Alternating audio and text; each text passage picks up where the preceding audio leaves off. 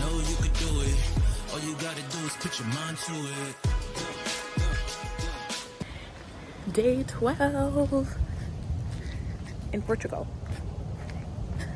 I feel like I'm more aware of my surroundings now and which ways to go. I still have 10 minutes to get to the location, so I do need to hustle. I'm about to do so right now.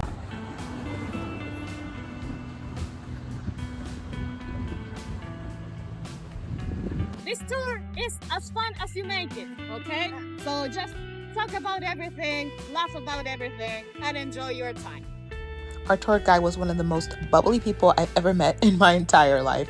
It was really fun having her. We start off the tour by learning more about Portugal and how the city got its name. But back in the day, this river was considered very hard to navigate, okay? This side of the river was called Portus, okay? The Romans called it Portus because there was a port, Portus. On the other side of the river, they called Cales, which meant warm, okay? It was considered a port of warm waters, okay? Or a port that never froze. So when you came to this area, you would say, I'm going to Portuguese, Portugal, okay? So this is where the name of the country actually comes from. The country was born here in the northern region, and that's why Porto is the best city in Portugal. And then she also gave us some information about the history around the bridges and exactly what everybody was using these ports for back in the day and what it's used for now. Our first stop on the food tour was at this place to get some sandwiches called bifanas, and oh my goodness, they were amazing. Hello. Endorsed. To us. This sandwich was amazing. It was so juicy and flavorful. Oh my goodness. Next we were off to taste some chocolates, some specialty chocolates here at the store. So you can just stand here around the table. Thank you. What flavor would you recommend? We have olives, we have chutneys, we have dark chocolate and honey.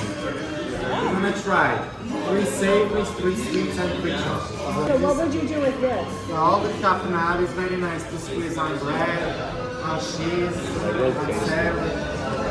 Everything was so cute here, but I was afraid that the chocolate would melt in my very small backpack, so I didn't grab anything from the store. As you can see, it's from the 1900s, all very art deco, and this coffee place has been here for 100 years. Because it's so very famous, of course, an espresso will be 5 euros. Okay, so you can come on your own time. We're going to another coffee place to have our coffee. Okay? Yeah, sounds good. Makes sense. All right, we've done stop 2 on our tour. Still continuing. The bolinho de bacalhau. That's the Portuguese word for it, and I'm going with it. Bacalhau or codfish is a very traditional fish that we have here in Portugal. We don't have it here, okay, but we eat it a lot here. We are responsible for 20% of the consumption of codfish in the world. This was the codfish cake, up close and personal. I enjoyed it. I thought it was quite flavorful.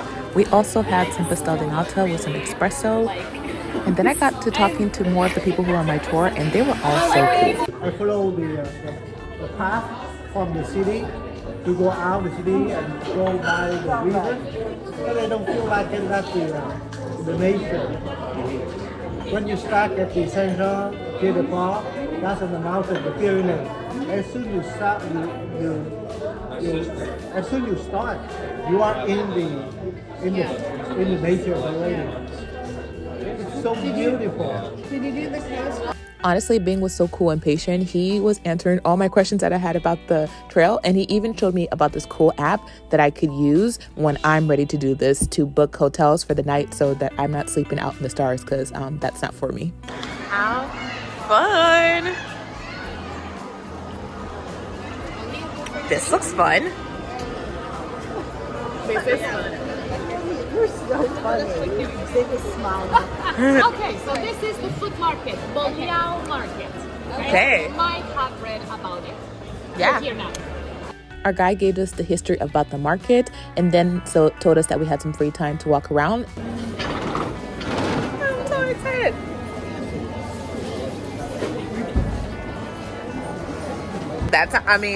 I am doing way more tours, so. After we explored the market, it was time for us to go to our next stop to get some charcuterie and some wine. So here we're going to have green wine, a special wine, accompanied by cheese and stuff. Okay, so this is very nice.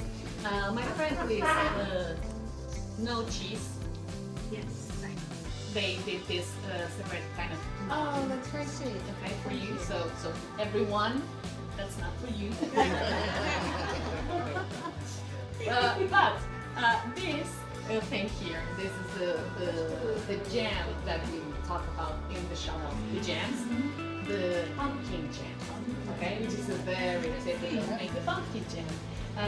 It's kind of like the thing every grandmother in Portuguese does. Okay, so it's the most traditional thing, like everyone does it. Okay? I'm not from here, so I do not do it. I don't do jams at all in my house.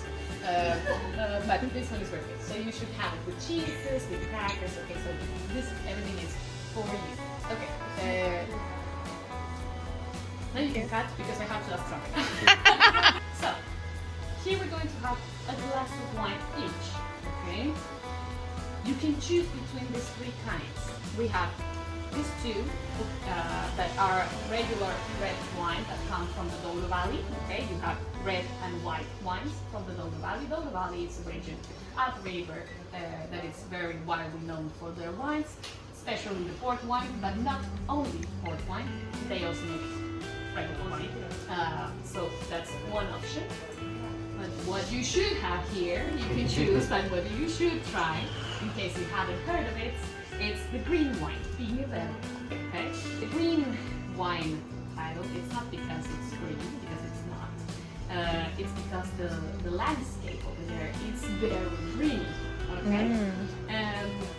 That's one theory. And another theory is that because of how the weather works up there, you would think, by looking at the grapes, that they are still green, but they are not. Okay? The thing that is special with this wine, because I'm a wine expert, you just have to believe me. This is a very light, refreshing wine. It's made with white grapes, okay? And it's very light and subtle, very fresh. And people that do understand about wine will, sniff it and tell you, oh, I can almost smell the Atlantic Ocean. That's the thing they say, okay? It's a little bit, you'll taste it and you'll say it's almost like sparkling water. Sparkling wine. So it's a little like fleecy kind of thing. Okay.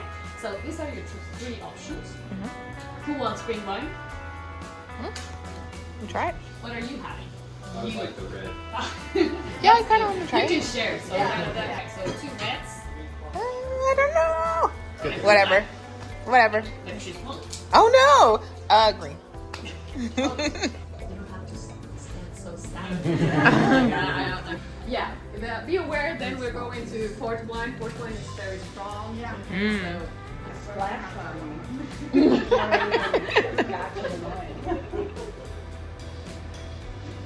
yeah, you have to. Oh, this is good. You have to have it all. This is really good. This is really good.